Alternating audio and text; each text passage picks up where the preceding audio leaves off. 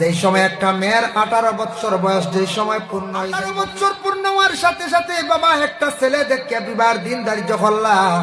বিবাহের দিন ধার্য করার সঙ্গে সঙ্গে এই মেয়েটার যেই সময় বিবাহের দিনটা পুরা ধার্য হয়ে গেল, যেই সময় মেয়েটার গায়ের মধ্যে কাপড় লাগানি আরম্ভ হয়ে যায়, বিবাহের সাজ সরঞ্জাম, এই সময় মেয়েটা খুব বেশি কান্দন আরম্ভ করা। কান্দে, কেউ কান্দন বন্ধ করতে পারলানি?